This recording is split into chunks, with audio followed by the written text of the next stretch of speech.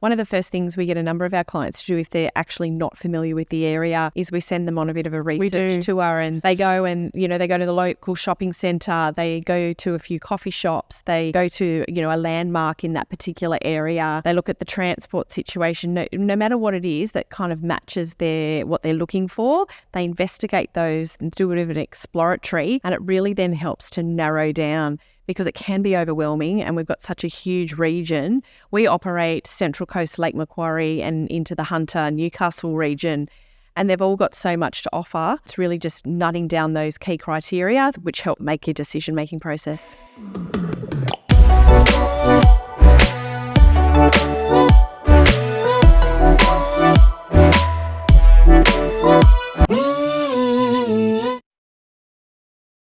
Welcome to this episode of the Unreal Estate podcast. We thought we would focus this episode on talking about a question that seems to be consistently asked in many of the Facebook community groups online. It's also a question we get asked a lot as well with our initial inquiries. And that question is, what suburbs do people recommend? Yeah, we see this question a lot, don't we? I'm thinking about moving to the Central Coast. Where should I look? What suburbs are good? And of course, it's a bit of a loaded question, isn't it? And the answers are always very interesting because they are opinion-based, aren't they, without having any knowledge of what that person actually wants or can afford. Yep. So, this episode we thought we'd chat about, that question. How do you decide what suburbs are right for you? Yeah, it's interesting because so many of the comments are very passion-fueled, and sometimes people are quite forceful with their opinions, and that's great because opinions absolutely count. People's own testimonial is a great way to start and to give you, a basis to commence your due diligence and your research. But we do need to remember that they're not always fact-based. They're very much so someone's opinion. So I guess we wanted to unravel some of the considerations that really factor into deciding what suburb to recommend and why a particular suburb is great for one person but not necessarily great for another person. Let's unpack some of those considerations. So obviously lifestyle is a big one. There's still many people relocating from Sydney, but also other areas, other states and internationally. So lifestyle plays a great part in deciding where and what suburbs suit one's life. Lifestyle is an interesting term because it could be that someone wants a acreage lifestyle but let's just talk the majority of people, I think, for the purpose of today. And we find, and that this is not us, it's our clients coming out of Sydney, a lot of them, probably a large majority of people are moving to the area from Sydney for the lifestyle because they have a young family. They don't necessarily want to live in an apartment. They can buy a house up here. So the question we get asked a lot is, I want to be near the beach, as close to the beach as possible. So that is something that a lot of people want. So the first question there is if that's the lifestyle that you're looking for. You'd like to be able to go to the beach on the weekends. You don't want to have to drive half an hour to get there. Or pay $50 an hour for the privilege. Exactly. They then have to look at budget. So that's probably the first place to start, really. Put your budget. We've talked about this before. How do you do that? Use the apps. Use the real estate apps. Put your suburbs of choice in. Put your budget and see what type of property you can buy in the solds. Look at the solds. Don't look at the for sales. Look at the solds. That will give you a general idea because you don't want to spend a lot of time looking in a place you can't afford. That's probably the first step. Then we break it down into the other things that we're going to talk about. So look at your lifestyle. Do you want an acreage lifestyle? Do you want a beach lifestyle? What do you want to be close to? I want to be close to the train. Pick the suburbs and then have a look at the budget. That's probably a great starting point. Yeah, a lot of people, if they're not familiar with our area, they just want to live near the beach. And so a lot of our inquiry, and we also do see many comments in these groups, talk about some of the beachside locations, but they really do charge a premium now. And there's also other considerations in relation to lifestyle, such as commuting. So they're very important factors. So as you rightly say, understanding where your budget buys you in the first instance is probably the most important. And then once you narrow down those suburbs, then it's probably the next stage to ask what people's opinions are of those particular Yes. suburbs, Yeah. because it's more relevant to your personal situation. No use hearing all about a suburb that's just not in the realm. That's right. And completely irrelevant. It just confuses the apple cart and then sets you off on the wrong foot with the wrong expectations. And of course, there's variables within that, and this is why people obviously engage with us, because yes, you can look at a budget and look at a suburb, but we look at variables within that as well, because you may be able to buy a much newer property further from the beach or an older property closer to the beach, but we won't drill down too much in that. That's what we do. That's another level of understanding of the market. But to help people just in the first instance trying to work out where they want to live, that's a great place to start. Schools are something we see a lot come up in the groups, aren't they? They are, schools and daycare, and again, it's something that can be quite controversial, and can sometimes those discussions get out of hand. Again, horses for courses. Some people like private, some people like public, some people like, some sort of religious denomination, some people don't. And that's for your own family and your own, you to decide. But we're very fortunate on the Central Coast. We actually have access to a wide range of all of those types of schools, but they are centralised in certain areas, in certain suburbs. So again, this is a huge factor. It's no secret. Daycare particularly, the wait lists are huge, absolutely huge. I know my own personal circumstance. I was on a wait list for 2 years. Wow. So even though I grew up here on the Central Coast, I had lots of connections. I did move away for a period of time. And then when I had children, I moved back. I still had to go through that wait list process and wait for 2 years. And then when I had my second child, if I hadn't put them on the list before they were born, I would have been subject to the same wait period. So it's certainly a big consideration if you're thinking about moving to the Central Coast, no matter what suburb you're moving to. It's typically a 2-year wait to get into a daycare centre. Interesting. And and then from there, it's a good idea to look at what schools do they feed to. So I know from my personal experience, the daycare that I sent my children to, and I might add too, I actually put them in a daycare. I had my name on a number of wait lists, so don't just focus on one. And I got into one initially. My kids were there for about 12 months, and then I got into the one that I really wanted them to go to. So it was a 3-year process to get them to where I wanted to get them. Yeah, it's a big consideration. It is. But then I also looked at, when part of our consideration for daycare centre was also the schools that they feed to. So both public and private. So that was also really important, and it is for many people. So whilst everyone has amazing experiences with schools and daycare, it is very much a personal and family dynamic choice. I think schools incite such a passionate response, because schools are very individualised to the child as well. So I think, and we do say this to our clients, when you're buying a property and your children are in primary school, do consider high school, because a property purchase is not something that you just do for 1 or 2 years generally. It's a longer period of time, and my children are grown up now, so I know how fast that comes around. So buy your property based on the high school as well, even if they're only in primary school, because that time will come around really fast. And also bear in mind that by the time you get to high school, things might have changed.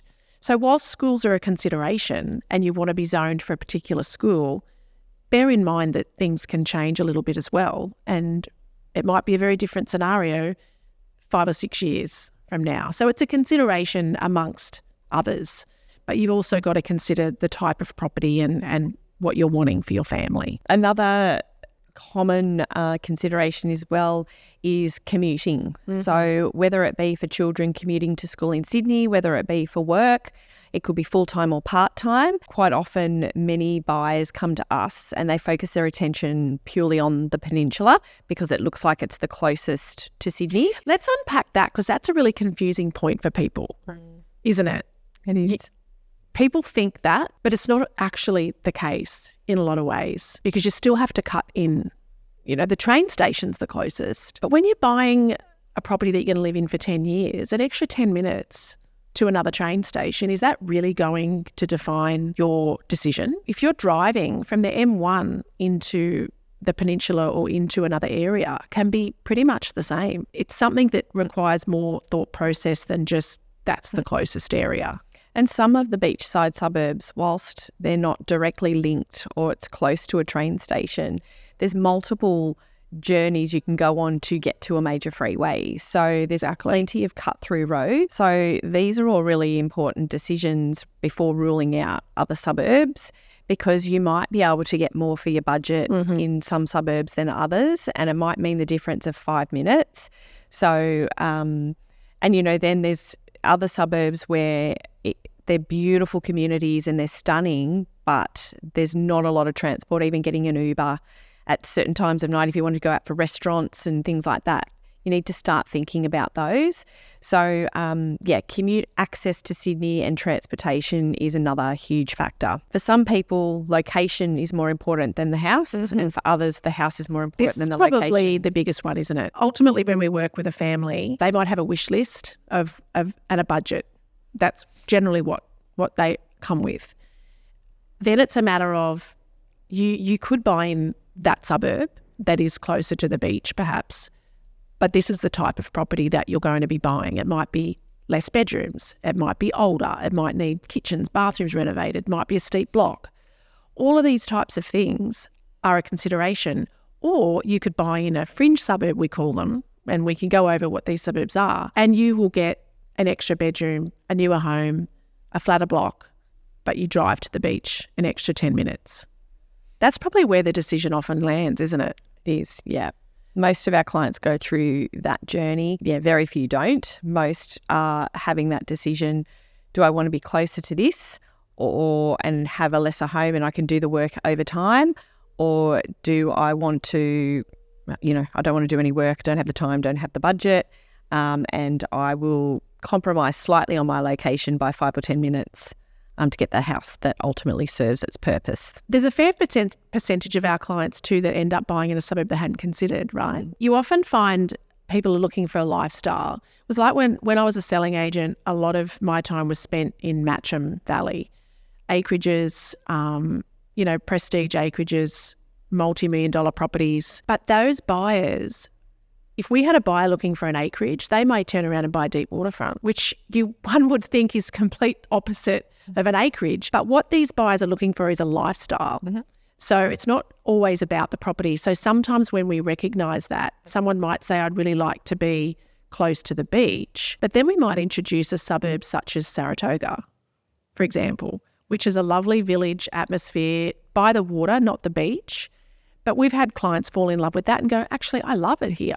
It's got a sense of community. It's got a little village shopping centre. I feel like it's a little bit out of the way, but it's not. So, yeah, sometimes we can introduce a suburb that they may not have considered. If we had to kind of segment where people tend to look, I guess to offer some sort of assistance to group suburbs together. So we have buyers that come to us that want to look in the peninsula. So peninsula is anywhere Yamina, Woy Woy, Ettalong Beach, down in those regions.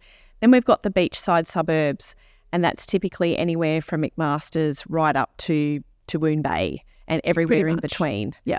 Then we have the holiday suburbs, which tend to be your Kilcares, Patonga, Pearl Beach, that area, Avoca, Terrigal. Sometimes these intertwine, so I'm not setting these segments. I'm very much generalising the segments. And then we've got the northern suburbs, so the newer areas, Hamlin Terrace, Wadalba, Woongarra, those areas which are driving families and attracting families, far more than previously. Well, you can get much more bang for your buck there.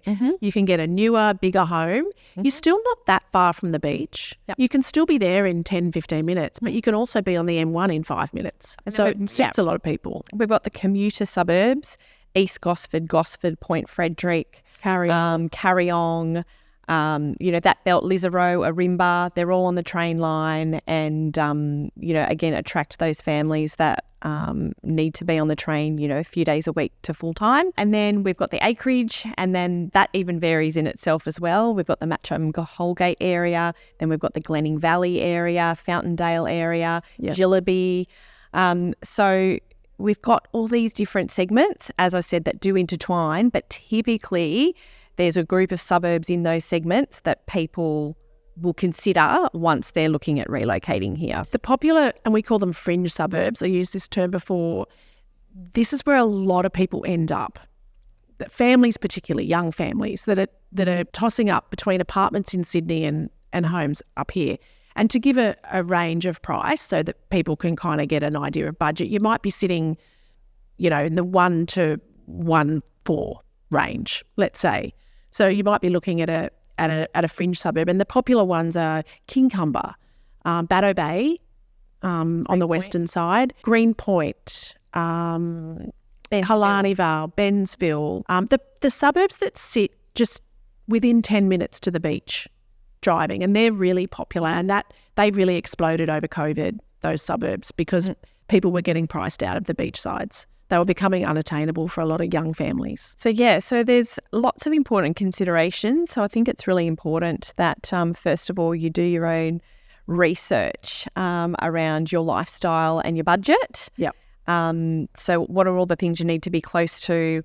What is your budget? And then from there, get opinions of the suburbs that sort of match those Spend two time criteria. in a suburb. Yeah, come up and visit, immerse yourself. Drive around. One of the first things we get a number of our clients to do if they're actually not familiar with the area is we send them on a bit of a research tour, and they go and, they go to the local shopping centre, they go to a few coffee shops, they go to, a landmark in that particular area.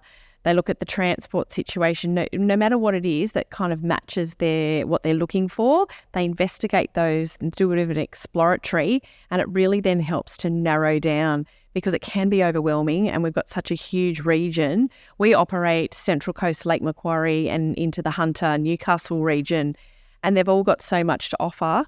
And it's really just nutting down those key criteria which help make your decision-making process. I think it's important too that we do operate across a large region, but we've been in this region a really long time, as not only grew up living, working. So we actually have the local knowledge to be able to offer advice on these suburbs, because buyers come to us and it's not just in one area. We need to be able to be across the region, because our job is to find the most suitable suburb. So there's no point being experts in one area. We need to be across the region. I think that's important. There is an opinion out there that you can't possibly be an expert across our region. That's untrue. Very untrue. Particularly when you've been doing it like we have for 50 years between us. Yeah. As sales agents and buyers agents, we do know the region. Yeah. And we've transacted thousands and thousands and thousands of property across the entire region. So, yeah, it's a bit of a myth. Maybe to those that haven't had that experience might be true, but most definitely we've walked in these regions our whole lives, and certainly and sold a lot of property in these regions as well. Yeah, so that's really important. But yeah, if you're a buyer out there that needs that extra layer and level of assistance, it is very hard. It's one of the hardest things. It's a big region, and it's hard to understand values in suburbs. So even though you may have chosen your suburb and you're within the realms of your budget, understanding the value of property is key to negotiating strategically. So if you do need a hand, you can find us at Spring Buyers Agency. We're on all social media, website.